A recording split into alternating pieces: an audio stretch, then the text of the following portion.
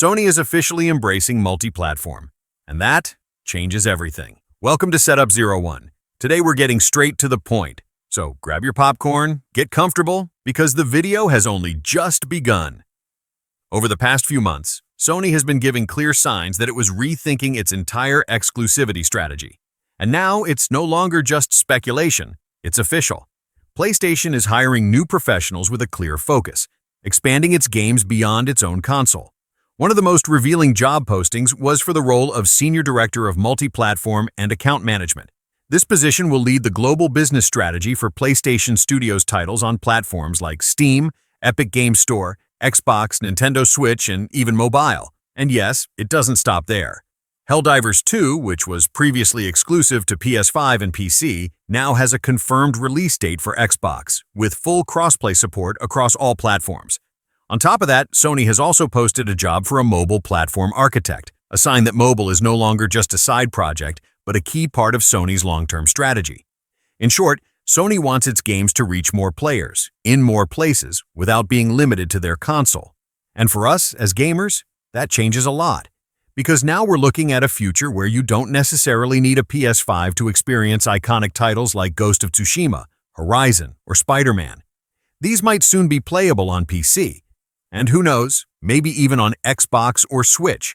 Not everyone can afford multiple consoles, and by expanding to more platforms, Sony is finally giving players the freedom to choose how and where they want to play.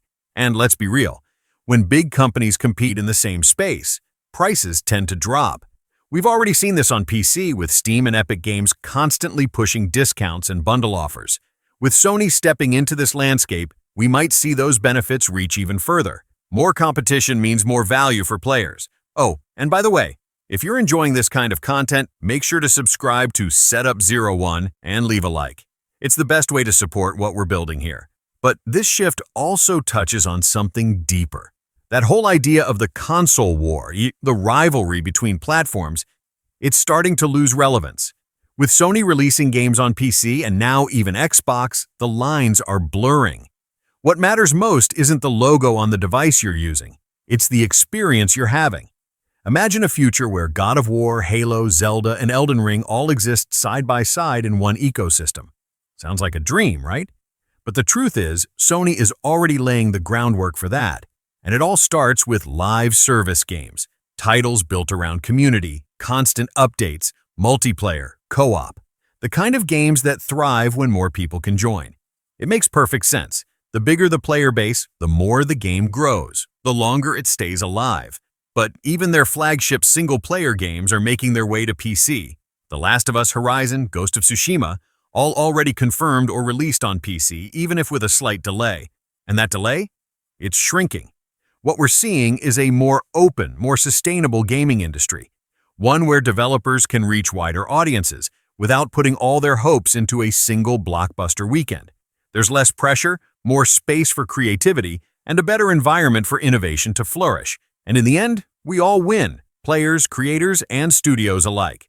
So yeah, Sony going multi-platform might just be one of the biggest shifts we've seen in gaming in the last decade. It's not just about spreading games across devices. It's about access. It's about freedom. It's about making sure the best experiences aren't locked behind a single box. And most importantly, it's about building a gaming community that's more connected and less divided by invisible walls. And now I want to hear from you.